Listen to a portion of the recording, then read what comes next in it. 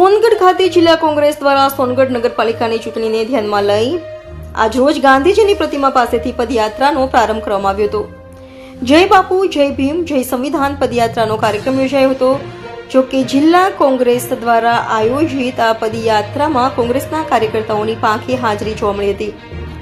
આ યાત્રા સોનગઢ શિવાજી ચોક શ્રીરામનગર અને સર્વોદય નગરમાં ફરી હતી। પદયાત્રા બાદ જિલ્લા કોંગ્રેસ દ્વારા પ્રમુખ દ્વારા ભાજપની તાનાશાહી સામે આ વખતે નગરની પ્રજા ઉમેદવારોને મતદાનના દિવસે મત આપી આશીર્વાદ આપશે। સોનગઢ ખાતે ભારતીય સંવિધાનની રક્ષા હેતુ કોંગ્રેસની પદયાત્રા સ્વરૂપે રેલી નીકળી હતી, જે સોનગઢ નગરમાં ગાંધીજીની પ્રતિમાથી લઈને સોનગઢ નગરના જુદા જુદા વિસ્તારોમાં ફરી હતી। રેલી દરમિયાન કોંગ્રેસના કાર્યકર્તાઓ દ્વારા બંધારણને લઈને લોકોમાં જાગૃતિ લાવવા માટે પ્રચાર પ્રસાર કરવામાં આવ્યો હતો। આગામી દિવસોમાં સોનગઢ નગરપાલિકાની સ્થાનિક સ્વરાજ્યની ચૂંટણી યોજાવાની છે, ત્યારે પાલિકાની ચૂંટણી યોજાય તે પહેલા જ સોનગઢ નગરપાલિકાની કુલ 7 વોર્ડ પર 28 બેઠકો પૈકી 5 બેઠકો બિનહરીફ થતા ગુજરાત પ્રદેશ કોંગ્રેસના હોદ્દેદારો અને જિલ્લા પ્રભારી અજય ગામિતે તંત્ર પર ખોટી રીતે પાલિકાની 5 બેઠકોની બિનહરીફ કરવાના આક્ષેપો કર્યા હતા। રિપોર્ટર કલ્પેશ વાઘમારે, તાપી।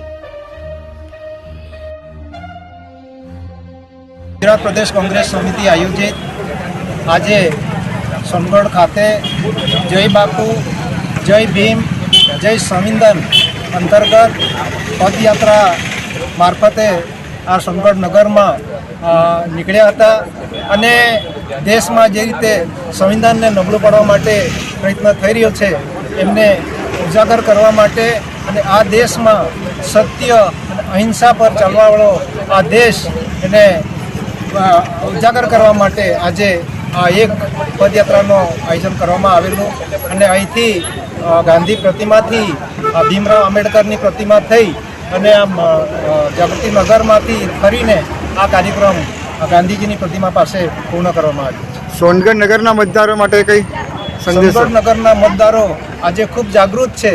જે રીતે વર્ષોથી આ નગરમાં જે શાસન ચાલી રહ્યું છે ભારતીય જનતા પાર્ટીનું અને એમના જે કામો છે એમનાથી આ સોનગઢ નગરની પ્રજા અને મતદારો ખૂબ જ નારાજ છે।